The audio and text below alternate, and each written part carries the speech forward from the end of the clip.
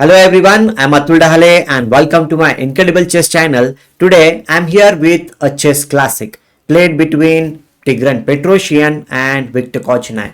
We all know this thing that Tigran Petrosian was the 9th World Chess Champion and Viktor Korchnoi became a World Chess Championship challenger, and he is the only player who played in his 90s also, and he won against several World Chess Champions throughout his chess career.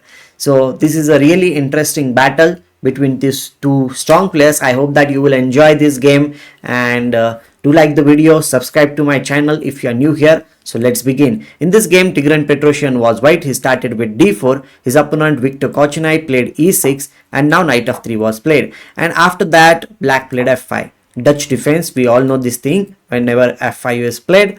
And now after this, white opted for a very safe and solid option, that is g3.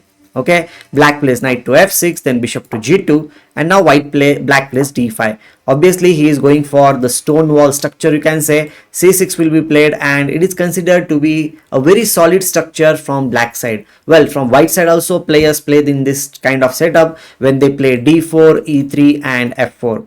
This time black is playing in that way.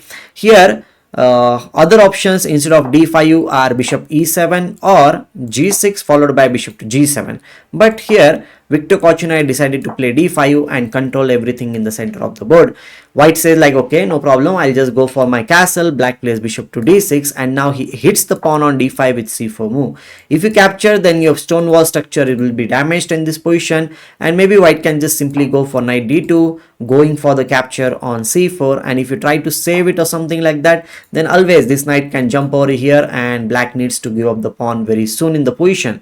So that's not something which was played. Here black plays c6, which is considered to be the ideal or the best structure from black side if he is going to play the Stonewall structure. Okay, so white gives the support to the c4 pawn by playing b3, and also one more interesting idea is there, that to play bishop to a3. I will talk about it after some time.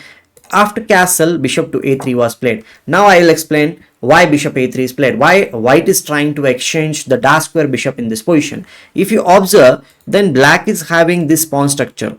Most of the pawns are on the light square, so the light square bishop is kind of restricted, and usually in this Stonewall structure, black gets the bishop out from this side, like this bishop to d7, bishop e8 and bishop to h5, and usually black relies for the activity of his bishop from the dark square bishop, which is sitting on the d6 square, because obviously it is not restricted by any of his own pawns. So that's why it is said that whenever it's possible for you, try to exchange your opponent's active pieces, and in this case the bishop on d6 is definitely the active piece in the position. So that's why Petrosian decided to offer an exchange for this dark square bishop. So he plays bishop a3. Unfortunately, black cannot really avoid the exchange, because if he goes away in this position, then the rook on f8 will be falling. So he had to play bishop captures a3 in this position, and then knight captures a3. Here black says like, okay, no problem, I'll play queen to e8 with the idea of maybe knight to queen to h5, then knight g4, and trying to get some play on the king side. But white was very alert. White says like, okay, I will also get my pieces as quickly as possible in the position, and as the bishop on d6 is gone from the position, the e5 square has become a slightly weakness in black's camp. And one more thing is also there, the e6 pawn is a backward pawn, and as we know, the square in front of the backward pawn is always a weak square. Okay, so black plays according to plan queen to h5. He plays queen c1 with the idea of if it's necessary he can play queen to g5 and go for the exchange of the queens. Okay, fair enough. Black says like, okay, no problem, I will not be able to play this thing, I will play knight e4 and control the g5 square. And now Tigran Petrosian played a very nice move which I really like. You can pause the video and think about it. What did he play in this position? In this position, Tigran Petrosian decided to play knight ce1. The idea is to consolidate the knight on e5 square. No matter what you do, the knight is going to sit on e5 square, and you need to watch what that knight is going to do. Well, black goes for the attack, kind of attack I will say. He plays g5 in the position, and now as per the plan he goes for knight d3 controlling the e5 square. Knight d7 is played, but he doesn't stop in this position. He plays knight f e5. The point is the knight on e5 is very well placed. It is controlling all these 8 squares in the position, and as we know that the centralized knight is called as the octopus knight in chess. If you capture on e5, the other knight is ready to be replaced in this position, and then the bishop on c8 will be looking a little bit passive, I'll say, because it cannot come on d7. It doesn't have any squares to go around. What can you do? Most of the pieces from the black side are on the light square, and our knight, which is sitting in the center of the board here on e5, is dominating on all the light squares. Amazing square, an amazing strategy, I will say. Here black plays king h8, not going for knight captures e5, and now Petrosian decided to play f3 to kick away the knight on e4 square, and now he plays knight d6, and now he takes the central breakthrough with e4 move. This is a very common strategy which is used by strong players, that whenever your opponent tries to attack on any of the wing, king side or queen side, they try to break in the center of the board. Remember this strategy, which will be very useful if you use it in your game. Okay, so after e4, black plays knight to f7. Now you need to do something about the knight on e5.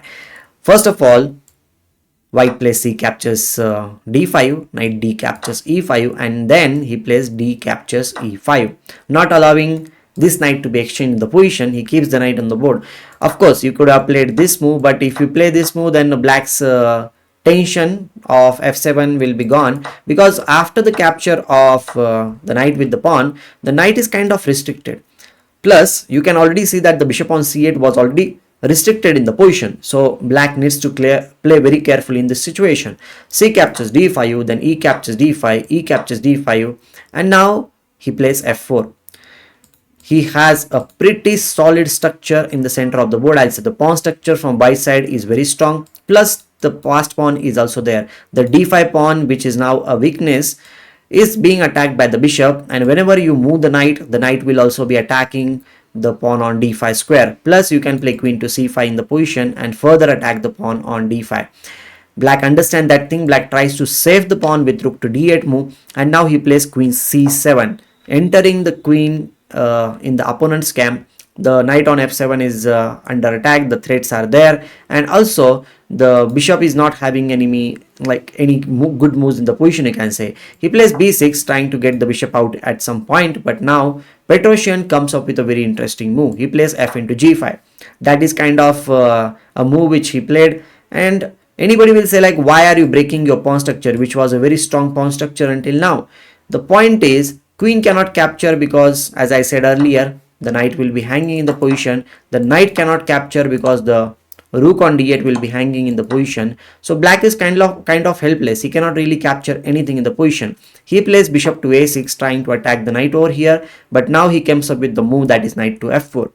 Knight is attacking the queen here. Again, queen captures g5. If you play, then you lose the knight here, and black is kind of helpless in the position. He can't really do anything, and suddenly by playing f captures g5, you can say white got a piece. Here last few moves were played. Queen to g4 was played in the position, and then queen captures f7, white got the piece. Bishop captures f1, rook captures f1, and now he plays d4. But the thing is that the game is over already. Bishop captures 8 is going to come, and here in this position black decided to resign the game. A very complex game, but everything changed after the center breakthrough which happened after e4, and the knight which was sitting in the center of the board, that was a very annoying knight for Korchnoi, and Korchnoi just collapsed after white's center breakthrough. So a very good lesson, I will say. Whenever your opponent tries to attack on the wing attack, that is the king side or the queen side, you should try to get the breakthrough in the center of the board to unsettle, or you can say disturb, your opponent's attack. And this is a very good lesson which we can take it from this game. I hope that you enjoyed this video. Do like the video, subscribe to my channel, and we'll be meeting very soon in the next video. Till that moment, take care and love you all. Thank you.